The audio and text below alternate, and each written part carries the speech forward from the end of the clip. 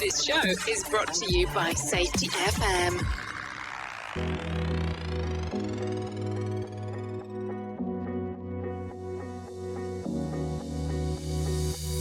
Through the dark night, seeing clear, my vision's gone, can't see it through.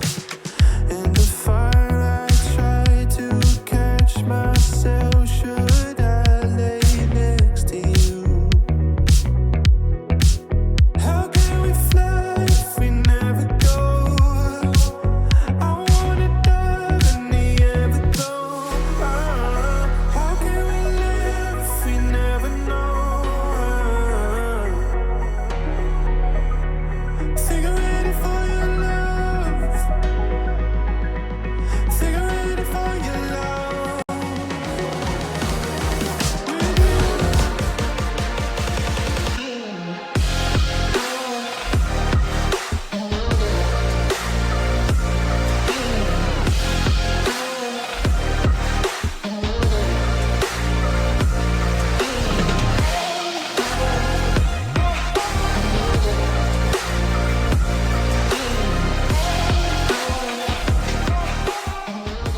The following program is rated MA-LSV. It contains strong language, sexual situations, and violence. It is intended only for mature audiences. Finally, show with the balls to call it like it is. Rated R Safety Show on Safety FM. Countdown to audio torture. The Rated R Safety Show starts in 3, 2, 1. Let the eardrum pain begin. Forget the corporate bullshit. This is the Rated R Safety Show with your host, Dr. It doesn't matter who the host is. Oh, so they say that it does not matter who the host is, and I tend to agree with them 100%. Anyways, today is Thursday, May the 21st of 2026, and we are broadcasting from the Safety FM studios in Orlando, Florida, and coming across the multiverse known as Safety FM, and then hanging out with our friends and colleagues over there. Radio Big. Oh, yes, doing our stuff at Radio Big and doing our stuff around the multiverse of things that is going on inside of the world, which I kind of find interesting, so no doubt about that. Anyway, so we're hanging out and doing all kinds of fun stuff as we are doing some stuff this morning, no doubt about that. So if you're new here, let's talk real quick. Our show consists of safety in the news and safety. Yep, that's kind of the way that it goes. It talks about in the things that we kind of do inside of the multiverse. So if you're interested in hanging out with us and doing some things, all you have to do is go to callinradio.com. That's callinradio.com. No doubt about that. So I have to tell you, I've been looking around the interwebs because that's kind of what I do. And there's this new group that is getting together, and it looks like they're releasing some podcasts around the world of safety. And I think it's kind of interesting. It's seems like an interesting podcast, not a problem. And it's like what started the conversation between people that are passionate about construction safety and leadership are here about real life chaos in industry finally coming to life. No corporate scripts, no sugarcoating, just real talk in the field with people who actually care about life every day. And then they have their logo, not a problem, cool. And then sponsored by, and then they have their good old sponsor slapped right on the cover art of everything.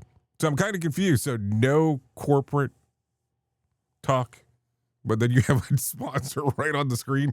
I'm slightly confused. I mean, nothing against sponsors, nothing against podcasting. I'm very excited about people putting new stuff out there. But it kind of crosses some things when you start talking about stuff like that. And I kind of find it funny because here's the interesting part. If you have not realized this is exactly what goes on every day with us in the world and what we do for work. We are told that we care about the priority of safety in regards of the workplace. And then you see something like that where it's like, we're not stopping work and something happened because money is more important. And listen, I'm not picking on those people. I'm glad. I'm excited. I really hope that they're successful. Don't take that the wrong way. But it's the messaging sometimes that gets so distorted with some of the stuff that we do. And I mean that with the best intent possible. I am sure that these people have the greatest intention on the planet and getting this to be successful and really trying to share their message. I'm not saying that, but it's just sometimes on how we construct some of the messaging that it needs to be adjusted. That happens. It's okay. Listen, learning curves all the way in regards to some of the stuff that we get to do. So don't get me wrong here. Okay, so let's continue talking about some other things that are going on inside of the multiverse. Our show is a cluster F, is really what it boils down to. We talk a little bit about this, we talk a little bit about that, and we kind of blend the world together with everything that's going on. It's just the simplest way of doing some of the stuff that we do. But let's just be realistic. So, as we're going through this today, we are going to bring in our friends from Feature Story News. They're going to tell us about what the hell's going on inside of the news sources, because that's just kind of what we do around here. And the reason that we do it in that particular fashion is because they're the pro broadcasters. I am just the jackass behind the microphone. That's just kind of how it works. And we'll do our traditional stuff in regards to bringing everything forward. And then in the middle of the show, we will do our main story. And the reason why we kind of go through this whole crossroads of everything that we do, the reason that it's done in this fashion is because I try to give the example day in and day out, and I don't mention it every day, which is probably a bad thing on my part, that if you start talking immediately about safety inside of a safety meeting and you do not kind of humanize some of the stuff that's going on, you're going to lose people right away. It's just really how it goes. So, with that being said, I do have my friends from Feature Story News ready to go. They're wanting to talk. They're wanting to blab. And I think that that's going to be a good thing, that they want to blab, they want to talk, and all that other kind of fun stuff. Because I'm always looking around going, I don't know who wants to do what around here, because, what is the gig? Here is the news on the Rated R Safety Show. From Feature Story News in the UK, I'm John Beaver. Shares soared in Tokyo, Seoul and some other Asian markets on Thursday amid hopes of a Middle East peace deal, as well as negotiations averting a planned strike at Samsung Electronics. US President Donald Trump says talks were borderline between a deal and renewed attacks on Iran. Laura Westbrook reports. Japan's Nikkei 225 index jumped more than 3.5% after Iran said it was examining a new US proposal to end the Iran war. Meanwhile, global oil benchmark Brent crude was hovering at around $105 a barrel.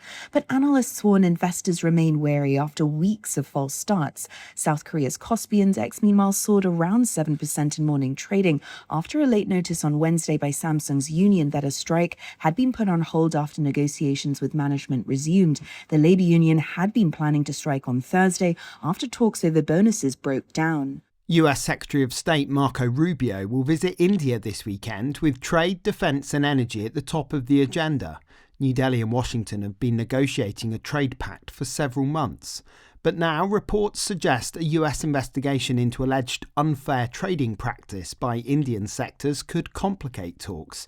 As Ishan Garg tells us from New Delhi. There is now one major sticking point which might not be part of the trade pact at all. There is an investigation in the US against Indian sectors, particularly looking at 7 sectors. Among them, chief are solar modules and Indian steel, with the US Department of Trade representative saying that India has excess capacity of steel and solar modules and it is therefore competing unfairly in the international trade markets. And if that investigation leads to them finding Indian sectors guilty of oversupplying the market, it could lead to tariffs on certain Indian products. And reports here are suggesting that until that matter is resolved, New Delhi might not be keen on moving ahead with a trade deal. So that could be one of the items that could be up for discussion during Secretary of State's visit to New Delhi.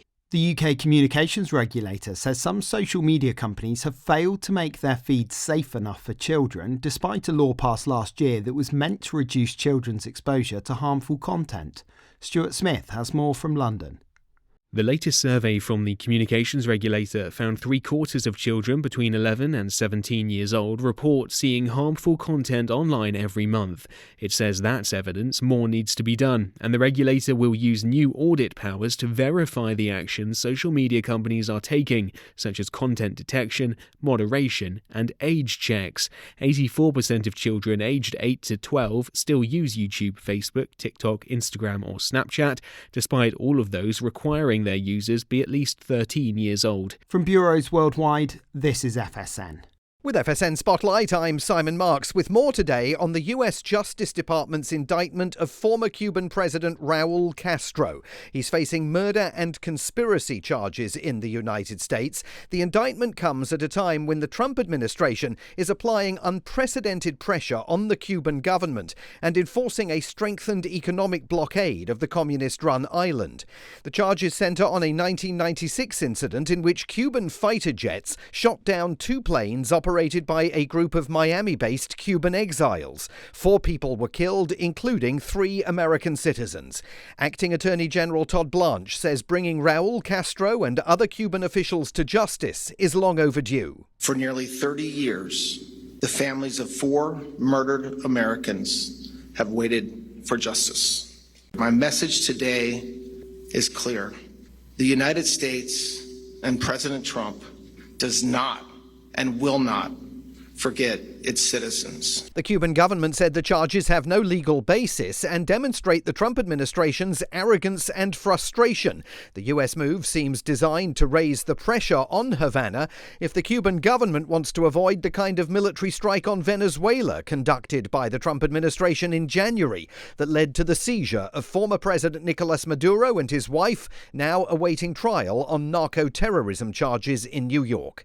With FSN Spotlight, I'm Simon Marks. To recap the top stories, shares soared in Asia on Thursday morning amid hopes of a Middle East peace deal, as well as negotiations averting a planned strike at Samsung Electronics. US Secretary of State Marco Rubio will visit India this weekend as trade negotiations continue between the two countries. And the UK communications regulator says some social media companies have failed to make their feeds safe enough for children. That's the latest feature story news. John Beaver reporting. This show is almost as enjoyable as hearing the sound of the toilet flush. Rated R Safety Show on Safety FM. You've seen the loop. You've felt the shift. The script doesn't fit anymore, and neither do you. Safety transmission. The collapse of the construct is the third and final signal in the trilogy from J. Allen, Ph.D. And this time, it's not about waking up. It's about what you do once you're awake. The system didn't break. It just stopped pretending to hold you. And now it's blinking, rebranding presence, packaging resistance, and calling it progress. This book isn't a guide. It's a transmission. It doesn't teach the system how to evolve. It shows you how to stop performing for it. You'll see what happens when awareness becomes responsibility, when audits don't listen, and when leadership becomes a loop. But if you've made it this far, you're not here to be managed. You're here to carry signal. Safety transmission. The collapse of the construct. Now available in print, Kindle, and audiobook. Narrated by J. Allen, Ph.D. Because if it couldn't hold your signal, it was never real to begin with. Do you have a claim and not sure where to turn? Coastal Claim Consultants are professionally licensed and bonded public insurance adjusters employed exclusively by you, the policyholder, to represent you after sustaining an insured loss. They assist policyholders in all aspects of processing the claim, working closely with the insured to provide the most equitable and timely settlement possible. They will provide you with comprehensive service, anything from inspecting the loss site, analyzing damages, compiling claim support data, reviewing applicable coverages, assessing replacement costs of damages, and negotiating your settlement. The adjusters at Coastal Claim Consultants will evaluate your claim for no upfront cost whatsoever. Coastal Claim Consultants' fee is based on contingency contracts and are paid when the insurance company sends you a check and it's in your possession.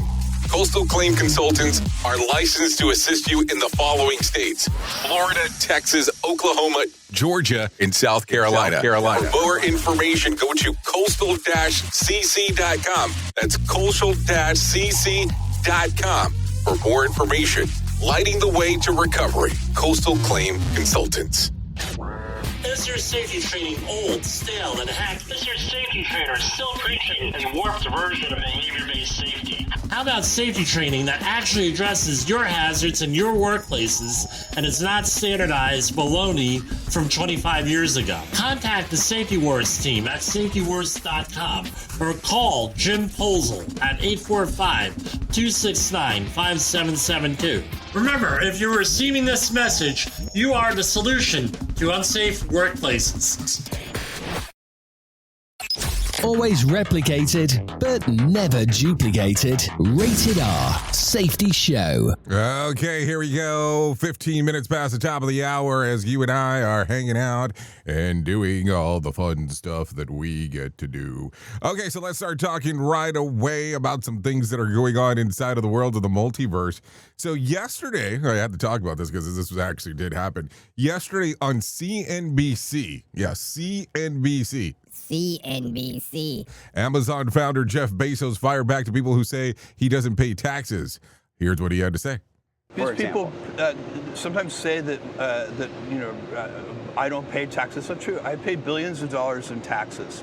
And it's a perfect, again, if people want me to pay more billions, then let's have that debate. But don't pretend, that's going to solve the problem. You could double the taxes I pay, and it's not going to help that teacher in Queens. I promise you. You can't connect those two things, not logically. Okay, so there you go. He wanted to make sure that people knew right away. Listen, in regards of what his tax situation is, I don't know how that actually goes in regards to that because, listen, I don't know about this guy's personal taxes. I don't know his company taxes. I'm sure that if I wanted to really start digging for stuff, we could probably find that, but do you care that much in regards about this stuff? I know there was a portion of the conversation, too, where he made some other references about some things that were going on in regards on how the taxes for the bottom 50% is how it was referenced. Yeah, should not be paying taxes at all. And he said that he would be talking to the president about that. So I don't know. Maybe you have that kind of pull where you could do something like that. I do not. Duh. So that is maybe just something to think about as we are talking. Okay, so let's start talking about some other stuff. We're going to jump around a little bit today in regards of everything that is going on. Do you know who Joey Chestnut is? Does the name sound familiar? Joey Chestnut will still be defending his title at Nathan's famous 4th of July hot dog eating contest just with probation officers somewhere in the background keeping a score too. The 17-time hot dog champion pleaded guilty to misdemeanor battery charge tied to an incident at the bar in Indiana back in March. According to reports, the case involved an altercation where Chestnut allegedly slapped another man across the face and started a friendly handshake. Let's see. Court records show that Chestnut was sentenced to 180-day probation, but he says that he has no travel restrictions and remains free to compete around the country. This means that he's still expected to appear at the annual hot dog showdown at Nathan's famous hot dog in Coney Island on July the 4th. So there you go. I mean, what a thing. What a thing to do. I mean, there you go. So, are you familiar with this? A few days ago, the University of Central Florida, which is kind of that way, had a commencement speech that occurred, and somebody talked about AI, and the lady got booed. Apparently, speaking about AI in a commencement speech is not the greatest idea. So, Scott Borchetta got a rough welcome from some of the college graduates after bringing up artificial intelligence during a commencement speech in the middle of Tennessee State University. The Big Machine Records CEO, best known for discovering Taylor Swift, was speaking to graduates from the University Media, Business, and Education College when he warned that AI is already reshaping the music industry. The second he said that AI is rewriting production as we sit here, parts of the crowd started booing. Scott didn't back down either. He laughed it off of the reaction and then fired back with, "You can hear me now or pay me later," telling the students that AI is a tool that they need to learn on how to use it instead of fear. He argued that the industry was changed faster in the last decade than the previous 50 years, with streaming and social media already completely rewriting the business. He also stressed that creativity still matters most, saying that great storytelling and strong instincts can't be replaced by technology. According to Scott, platforms come and go, but content is still king.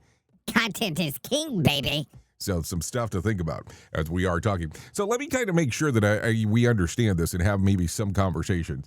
I want you to think about that industry. I want you to think about the music industry for a period of time here. And the reason that I'm mentioning this is think about, depending on how long you've been alive, because this will play a factor into it. Think about how it's changed throughout the decades. But let's kind of go into the 90s. The 90s will be a kind of a factor, and you start thinking about that, and you go, well, holy shit, we're almost talking like 30-some-odd years ago. When Napster came about, that was technology where you did file transfers from computer to computer, peer-to-peer, and people were able to upload MP3s, which was even unheard of on the time, where you were compressing a digital file and being able to shoot across. People thought that technology would not be disruptive when it was all said and done, and then come to find out that, boom, that changed the industry entirely in regards on how people receive music now. I mean, without that, without Napster, essentially, I don't believe there's an iTunes. I don't believe there's these streaming services. I don't believe there's all this thing on how you receive music. You used to have to go to a record store, an album store, or whatever the hell you want to call it, a music store, and you would have to go and curate these things and get these titles. And I remember, I probably have them somewhere buried in my house still, where you would buy these giant books to put your CDs in because you would carry so many of them. And I remember when I was a kid, there was this thing called an 8-track, which looked like almost like a giant tape that you would listen to music off of, or you had the record player, and then they came out with the cassette, and then the cassette, then we went into a CD and all this other stuff, and you had to have each individual album per se to be able to listen to it. With the cassette, it was terrible. Not that it was terrible to listen to the music, but you would have to fast forward to get to the song you wanted to get to. It's not like it was that you would just skip to a track. So I just should tell you how old I am. But so I don't think the guy is wrong that the industry will continue to evolve. I mean, if you look at something like Suno, we'll use that as an example. I'm not picking on them. But Suno, you go in there, you give it some ideas of what you're trying to accomplish, and it can create a track for you that quick. I mean, I'm telling you, I'm amazed with some of the stuff that it can do. The technology has definitely changed over the last little bit, where I will tell you that they want to make sure that, most artists want to make sure that nobody's sampling their music. Duh. And I get that in regards of training some of this AI. So it's going to get weirder and weirder. And I mean, I will tell you, if you looked at any of the stuff from Google I.O., which was the announcement of everything that was going on with Gemini, and listen, we like Gemini around here. We're not going to lie about that. If you look at it, there was a portion they didn't talk about.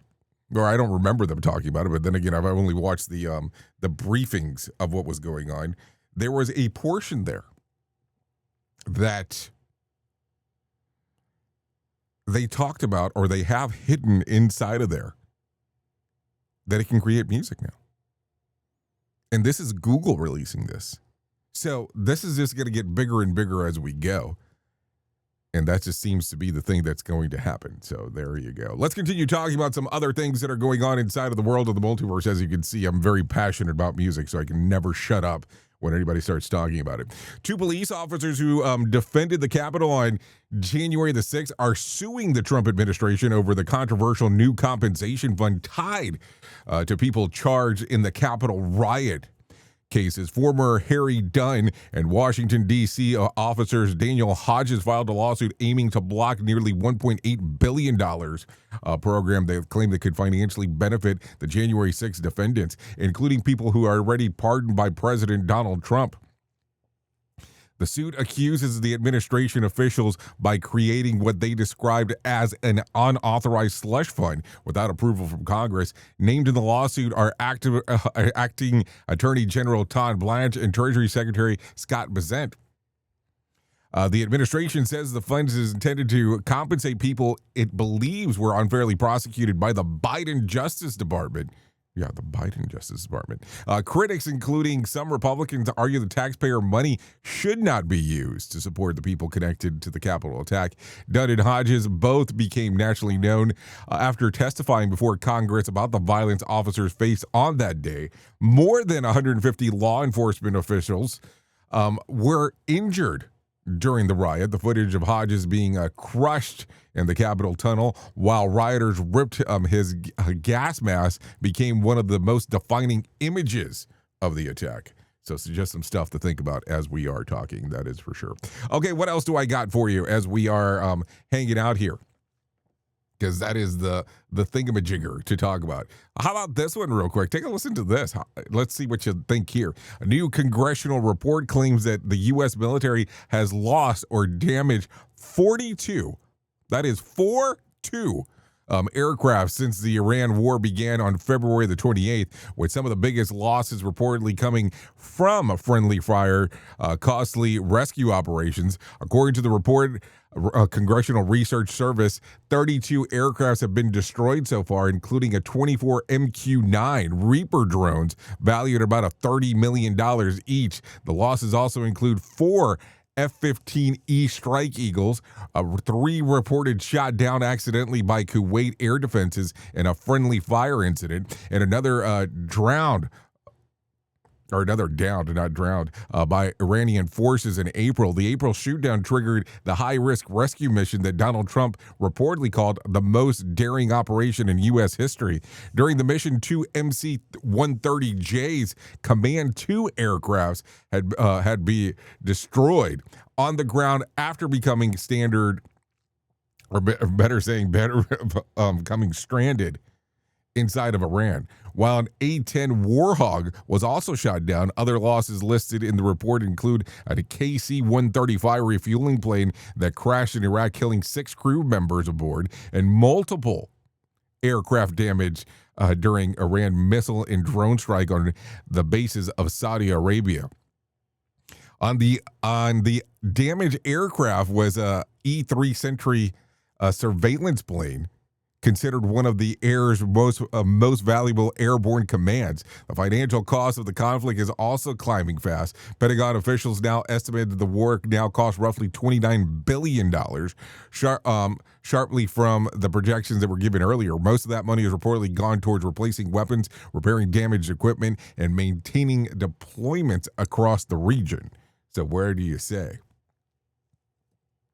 There's definitely a high cost there, no doubt about that as we are talking. So what is your thought process as we are talking about the whole thing? I mean, I'm just asking. So there you go. So what do you think about this one? This one, we kind of knew that it was going to be controversial from the very beginning. It wasn't like that there was ever a point that there was going to be a conversation that you're going to go, this is going to vary, but a group of Democratic senators is pushing back against the reported plans to place Donald Trump's image inside of the special edition U.S. passport being designed for America's 250th anniversary. In a letter sent to Mark Rubio, Senator Jeff Merkley, Chris Van Hollen, quite a few senators, let's just put it this way, from the State Department to stop the proposal. The reported design would reportedly feature Trump's likeness over the Declaration of Independence as part of the commemorative passport. The senators argue that putting the image of a sitting president into a U.S. passport would break longstanding precedent and turn the country's 250th anniversary celebration into what they call a vehicle for personal promotion. They also are demanding details about how much the redesign would cost, how the design was approved, and whether Americans would still have the option to request a standard passport instead. The controversy comes as Trump's likeness is also reportedly planned for the special 250th anniversary of the $1 coin, while updated U.S. dollar bills are expected to carry his signature. What do you think here? Because here's the interesting part, because you know that everything's so political when it comes to stuff. I mean, let's just not lie. Duh. There are going to be people that I would imagine would almost let their passport lapse because they would prefer not to actually have Donald Trump on their passport. You are aware that there are people like that. Let's just be realistic. And I would imagine that if it was the previous administration and that would have come up too, there would be people that would not want Joe Biden on their passport. Not saying that that's a thing. I'm just saying that would have occurred as well. So just some crazy stuff to think about. More sarcasm than a Mortal Kombat beatdown. Rated R Safety Show. Okay, so let's continue talking about everything else that is going on inside of this multiverse of ours, because that's just kind of what we do around here, because if not, we'd be doing something entirely different. So take a listen to this. Let's see. A trip to Tim Hortons over a messed up drive-thru order turned to a tragic in Indiana when a 75-year-old woman got into a physical fight with employees and later died of a heart attack. Surveillance video from Fort Wayne coffee shop shows that Anita Grayson angrily confronting workers on May the 13th. Police say that things escalated after an employer told her to leave. Investigators say that Grayson shoved two employees, hit one in the face, and then pulled out a chunk of hair. One worker then swung at Grayson and knocked her out. She got back up. How do you get knocked out and get right back up? Maybe they knocked her to the ground. She got back up, and the store manager reportedly brought her water to calm her down. About 10 minutes later, officers arrived and found her unresponsive. She was later pronounced dead after suffering a heart attack. The story exploded online after Grayson's daughter shared only the clip of her showing her mother being knocked down, sparking outrage and calls for employees to be arrested. Police later said the full surveillance video saying that it showed Grayson started the physical confrontations. Grayson's daughter says that she still believes the workers played a role in her mother's death and called the situation diabolical. She acknowledged that her mother had cognitive heart failure, but said the employee should have handled the situation different because of her age. The Allen County's coroner's office says preliminary findings show that there were no major injuries that contributed to the heart attack, though officials' cause and manner of death is still pending. Tim Hortons released a statement saying that they're saddened by the incident and the franchise owner is cooperating with the police. So I'm just going to ask the question because I have to ask. The lady struck somebody in the face, pulled out somebody else's hair, and the daughter believes that they should have handled it differently.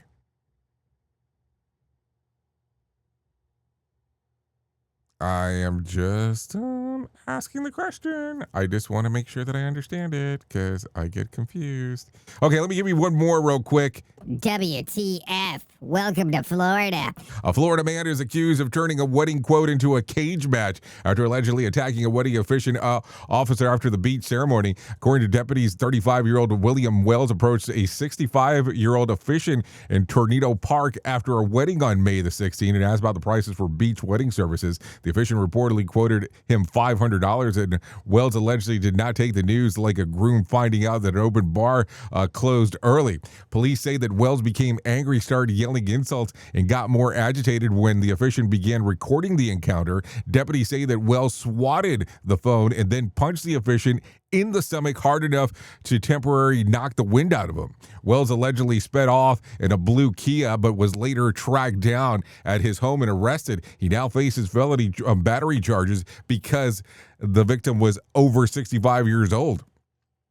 Investigators say that Wells admitted arguing and swatting the phone, but denied throwing a punch. Authorities also say that Wells has history of prior battery arrest, along fleeing the narcotics-related offensive. So the guy heard $500 and the RSVP'd with his fist. So there you go, some stuff to think about. I mean, think about this for a moment. The guy knocked the wind out of him. I would hope so. If you punched the dude, I mean, anytime that you hit somebody, you wanted to do something. I don't mean that that was the greatest way to do it, but it sounds kind of weird. Here is our main story on the Rated R Safety Show. Okay, so it is main story time, and it is time to talk about all that fun stuff that we get to do around here.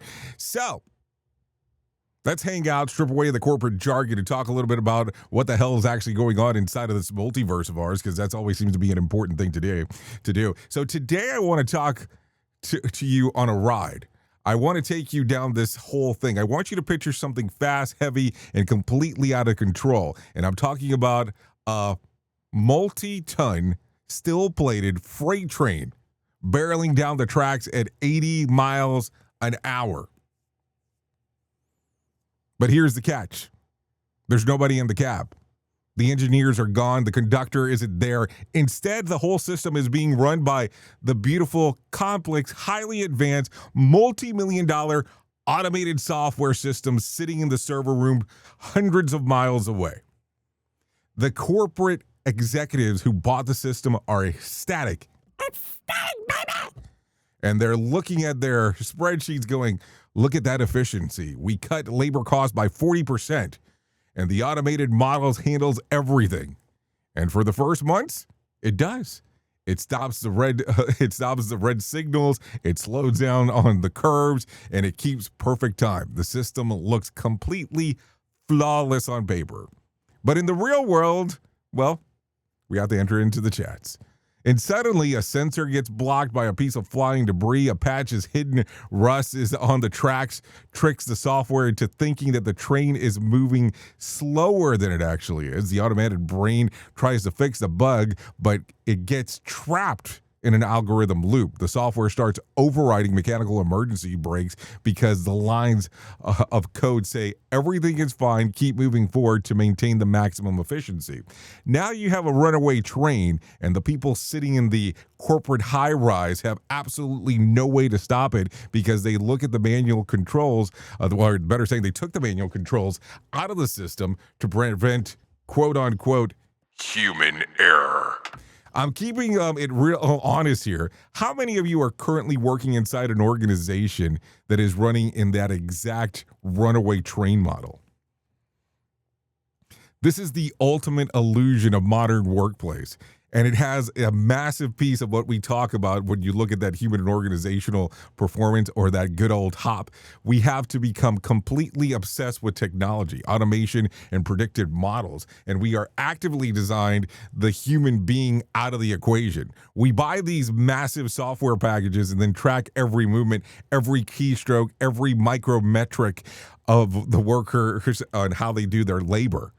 But we put sensors on forklifts, we put AI cameras in the warehouses, and we tell our supervisors, don't worry about walking the floor and having real conversations. Just look at the dashboards on your iPad. The data will tell you what is going on inside of the workplace and if the workplace is safe. But that is complete and unadulterated bullshit. Let's just be realistic. What the software sellers will never tell you is the algorithms are completely blind to context. A computer program can tell you that the workers bypassed a step in the protocol, but it will never tell you why they had to do it. It won't tell you that the standard part of what was out of stock, or that the tool provided the procurement was completely broken, or that the supervisor was screaming at them to get the line moving because the client was threatening to cancel their contract. The system treats the human worker like a liability, a weak link of the perfect machine. But reality is, the human being is the reason the machine works in the first place. Duh. Think about that. Think about the boy in the pier from yesterday's newspaper. Think about that boy that was on the pear tree. A high-tech, electronically guided exclusive drone is heading towards his family house. The drone is an automated marvel in engineering, but it didn't account for the 12-year-old grabbing the physical cable and ripping the connection part. We talked about this. That part in the drone's programming, that human adaptation, is the real time to prevent the disaster. That is what your workers do every single day on the shop floor. They use their brains, they use their experience, they use capacity to adapt the bridge of the massive gap between work as imagined by corporate as work as done in the mud and in the grease. Yet, when something inevitably goes sideways, what does the toxic system do? It goes straight to defense mode. defense mode. It blames the human operator. Well, the software model was perfect. The system was automated. The worker must have just failed to follow the digital prompt. And we have massive systemic failures of design and configuration, and then we dump the blame right back onto the shoulders of the person standing in the line of fire. We package their voice, we rebrand their operational experience as non-compliance, and then we smile while we do it. If you want to stop the runaway train before it hits the brick wall, we have to change the entire framework on how we look at technology. Automation and data should be used to support workers, not to monitor and replace them. You cannot manage safety from a dashboard in an air-conditioned office. You can only manage it getting dirty. Well, the only thing you're managing there is not getting your boots dirty. Walking onto the floor and ensuring that your system has the actual capacity to handle what is unexpected is what you need to be doing. By challenging, let me rephrase that because I shouldn't challenge you yet. What I should say is that my challenge to you, safety leaders, this week is simple. Look at the safety program. Are you building capacity for human adaptation, or are you just blindly trusting a runaway train because the digital dashboard looks clean? Maybe that's the thing to think about. Because if you're just trusting the machine, you better start doing something for your unspectacular planning, as I call it all the time. We always talk about that. The tracks are running out and the brakes might not be listening. I don't know, maybe it's completely off base here, but maybe I'm just an idiot behind this microphone. And maybe today I'm telling you to stop yelling, or maybe I'm telling you today to start yelling into what we would call the void. I'm asking you this question because someone has to. If you don't do something about these automated systems and only depend that they are the end all be all, you're going to be in for a huge surprise in the long run. And that is not a joke as I say that. Seriously. I'm telling you, it's going to be one of those things that life might be a little surprising when it's all said and done. Oops! What did he just say? We at Safety FM don't always agree with the viewpoints of our hosts and guests. Now back to real safety talk on Safety FM. Don't go anywhere. You're listening to the home of real safety talk. You are listening to Safety FM. We'll be right back. This portion of the show has been sponsored by Private Internet Access, America's #1 virtual private network, or VPN. Even if you use incognito mode, internet service providers is storing your browser data and many times even selling it. But Private Internet Access, or PIA, can help you. PIA encrypts and reroutes your internet traffic through one of its own servers, hiding your data from your internet service provider or network admin. And with servers in over 75 countries, you can get unrestricted access to geo-blocked content from around the world. PIA comes with easy-to-use apps and browsers extension for all devices, a rock-solid privacy policy, open source security, advanced customization settings, and it was just ranked the fastest VPN in the world by PC Magazine. And if you sign up right now with PIA, you can take advantage of a special deal only for Safety FM listeners. Only by using the following link, you can get the digital privacy for less than $2 a month. Yes, you did hear me correctly, less than $2 a month, and an extra 4 months for free. So that means for only $1.98 a month and 83% off, you can get this service for you right now. That's so much more inexpensive than virtually every other VPN on the market. And if you get it right now, you can take PIA's 30-day risk-free challenge. You can try it out for 30 days, see if you like it, and if not, just return it for a full refund.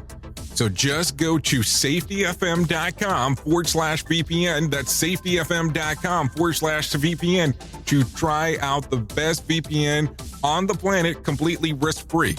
Now remember, safetyfm.com/VPN.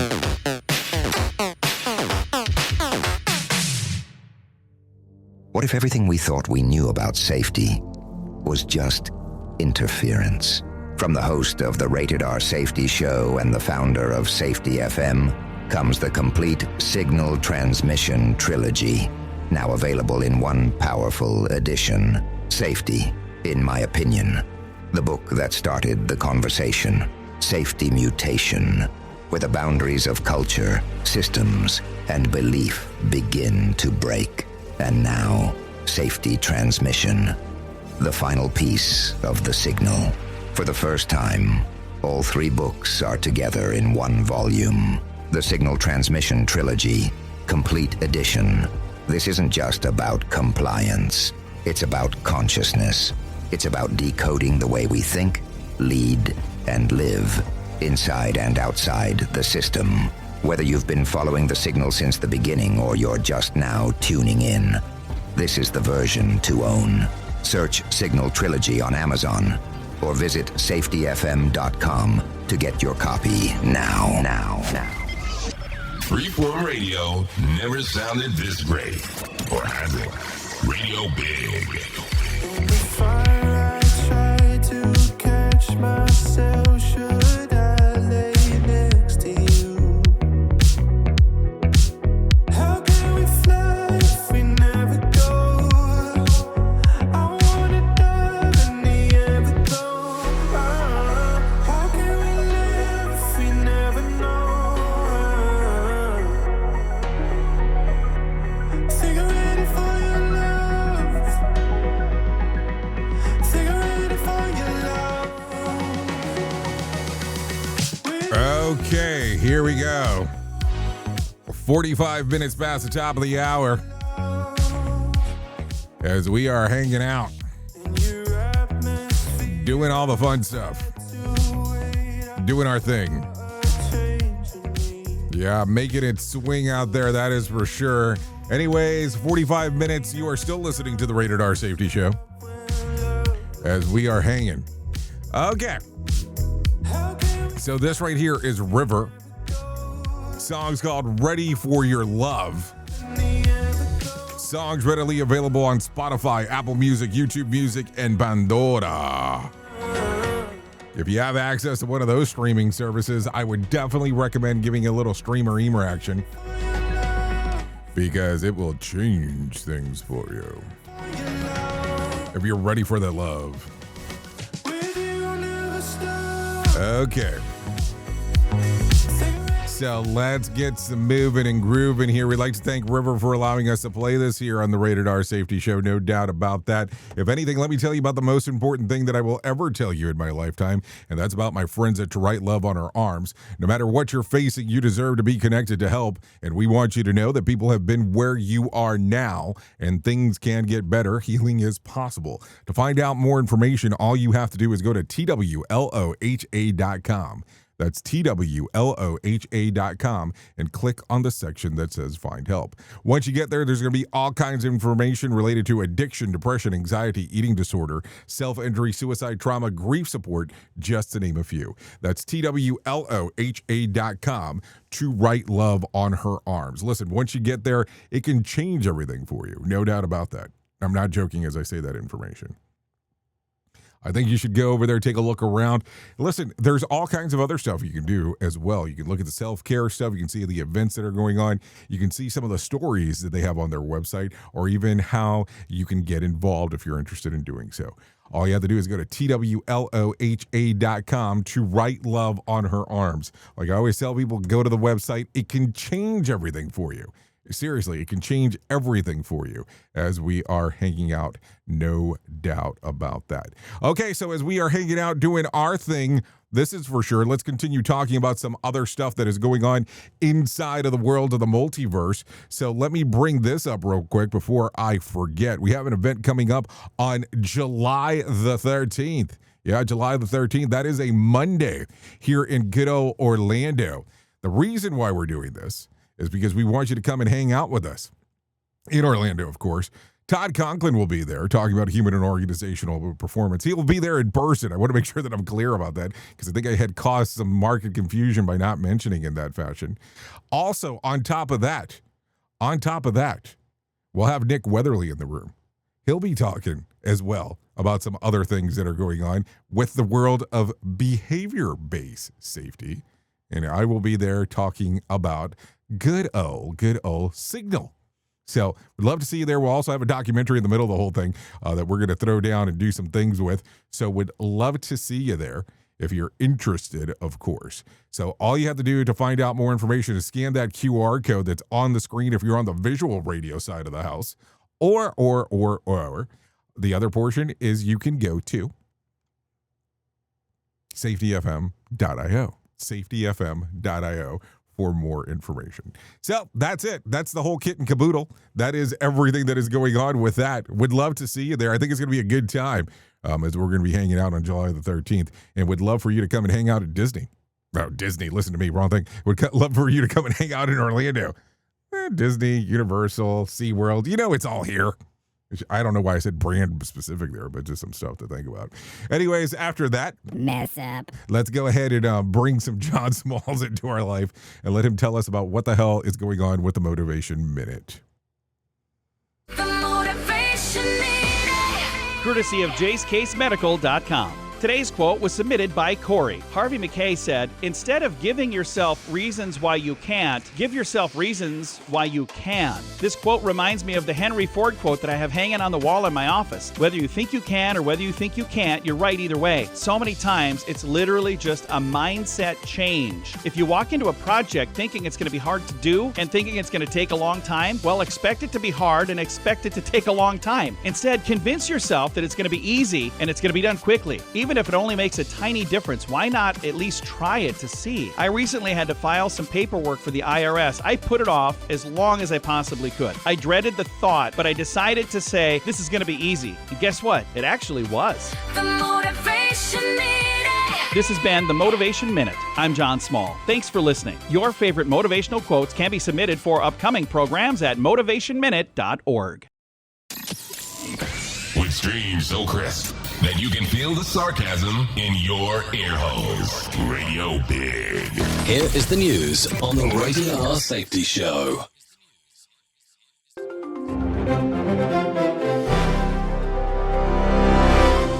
Lebanon's health ministry reported that at least 22 people were killed in Israeli attacks over the past 24 hours, despite a 45-day ceasefire extension. Officials say many of the dead were civilians in hard-hit border areas, and the latest strikes have pushed the overall death toll from the conflict to thousands of Lebanese and displaced more than 1 million people. The escalation has renewed international concern that the truce framework is unraveling. Benjamin Wright reporting. In the eastern Mediterranean, Israeli forces intercepted the last remaining boats in a Gaza-bound humanitarian aid flotilla, taking more than 400 activists into custody. The global Sumud flotilla had sailed from Turkey to try to deliver food, medicine, and other supplies to Gaza. But Israel's navy cut off the convoy far from shore, using live fire and boarding commands to seize the vessels. Gary Beck reporting. The FBI has released new details about the fatal shooting at the Islamic Center of San Diego, naming 2 additional victims and saying the 2 teenage attackers met online and left behind writings filled with hate. The victims include a longtime mosque employee and a neighbor who rushed toward the building when he heard the gunfire, while the security guard who was killed trying to stop the attack is now being remembered as a hero by his community. Jessica Oakley reporting. Nigeria's military says joint strikes with U.S. forces have killed at least 175 people in a recent campaign against Islamic State fighters in the country's northeast. The Nigerian army described the operation as a series of coordinated air and ground raids, with support from U.S. Africa Command, and framed the toll as militants and foreign fighters rather than civilians. The U.S. military confirmed its participation, but has not released its own casualty figures, instead emphasizing the advisory and training role of American troops. Kyle Norris reporting. Back in the United States, the Justice Department announced a new provision effectively barring the IRS from ever investigating President Trump, his sons, and their family business as part of a broader settlement that created a roughly $1.7 billion fund for Trump supporters. The addendum, signed by the acting attorney general, locks the IRS out of future tax return probes involving Trump's finances and related companies, while the fund is meant to compensate people who claim they were unfairly targeted by prior administrations. Lawrence Keller reporting. Tensions between the United States and Iran have escalated sharply, as Iran has warned the war will spread beyond the Middle East if renewed American strikes proceed. Iranian officials say they are still bracing for a possible US attack, even though President Trump has publicly delayed what he described as an imminent strike at the request of several Gulf allies. Tehran has linked its own military posture to the talks, insisting that any new assault would trigger a broader regional response. Chris Anderson reporting. And that's the latest news headlines with Alan Edwards. The members of this show are going to step out for just a second. Apparently, the producer held up the panic sign again. Another pitfall of our society. Rated R Safety Show. Okay, so there you go. We are currently 54 minutes past the top of the hour, so let's continue talking about some other thing. Let's go ahead and talk about some things that happened back on this day. Back in 1925, Canadians allowed to allow beer sale. That happened in 1925. In 1944, Hitler begins attacks on English U.S. terror pilots. So there you go. In 1969, Robert Kennedy's Robert Kennedy's murderer is sentenced to death. Also in 1979, Elton John becomes the first Western rocker to perform live in the USSR. In 1980, The Empire Strikes Back premieres. And let's see, in 1990, the last episode of Newhart airs on CBS. It was all a dream. So there you go. Some things that happened back on this date. Let's go ahead and talk about some celebrity birthdays that are going on today. Leo Sayer turned 78. Mr. T turned 74. Judge Reinhold turned 69. Nick Cassavetes turns 67. Sarah Ramos turns 35. And Cody Johnson turns 39 today. So there you go. There's some birthdays for you. Let's talk about some things that you ought to know. Vanessa Trump has revealed that she has been diagnosed with breast cancer. The 48-year-old shared the news yesterday in an Instagram post. Calling a personal health update, Vanessa said that she already been working closely with doctors on treatment plans and recently underwent medical procedures earlier this week. She added that she's staying positive and leaning on the support of her family and close friends during the recovery. Vanessa also thanked supporters for their kindness and asked for privacy as she focused on her health. She shares that 5 children with her ex-husband, Donald Trump Jr. In some other news, gas prices could surge to their highest level in 4 years this summer, according to Gas Buddy. Experts predict that the national average could be $4.80 between Memorial Day and Labor Day, possibly climb above $5 if tensions with Iran continue disrupting oil shipments through the Strait, a key global oil route. Analysts say that even the conflict cools down, prices are likely won't fall below $3 a gallon anytime soon. One expert called it the most volatile summer at the pump in years. So there you go. In some other news, let's talk about this real quick. Here's last night's winning Powerball numbers. 10, 28, 30, 46, 57. Powerball was 25 and Power Play was 3. So there you go. Okay, SpaceX has reportedly confirmed plans for an initial public offering that could become the biggest IPO in history. The potential push founder Elon Musk into trillionaire territory. According to reports, investors' demand for the offering is already massive, with company expected to begin trading on the NASDAQ under the ticker SPCX sometime in late June. If the numbers hold, the IPO could surpass the record set by Aramco, which raised nearly $30 billion during its historic public 2020. And what else do we got? Millions of Americans are expected to travel Memorial Day weekend as an unofficial start to kick off of the summer. So let's see. Despite the cooler weather forecast for parts of the Northeast, travel experts say that this year could break the holiday travel records. According to the American Automobile Association, about 39.1 million people are expected to travel by car, while another 3.66 million people are projected to fly during the holiday weekend. Drivers will pay noticeably more at the pump compared to last year. The national average of regular gasoline has climbed to about $4.55 a gallon, the highest level since 2022. So there you go. Anyways, that's going to sum up our time together. If you want to come and hang out with me, I will be going over to radiobig.fm for the next couple hours or so. If you don't want to go over there, you can hang out here with the likes of Sheldon Primus as he talks about the world of safety consulting. Anyways, I know who you are. Duh. You know who I am. Love ya, mean it, and goodbye. The views and opinions expressed during this broadcast, podcast, or radio show are solely those of the host and guests and do not necessarily reflect the official policy or position of Safety FM and/or Radio Big. The content discussed, including examples of analysis, is provided for illustrative purposes only. It should not be applied as the sole solution in real-world scenarios, as it is based on limited and dated open source information. Any assumptions made during this broadcast, podcast, or radio show are not reflective of Safety FM and/or Radio Big. No portion of this broadcast, podcast, or radio show may be reproduced, stored in a retrieval system, or transmitted in any form or by any means, electronic, mechanical, recording, or otherwise, without prior written permission of Safety FM and/or Radio Big. For permission requests, please contact Safety FM or Radio Big directly.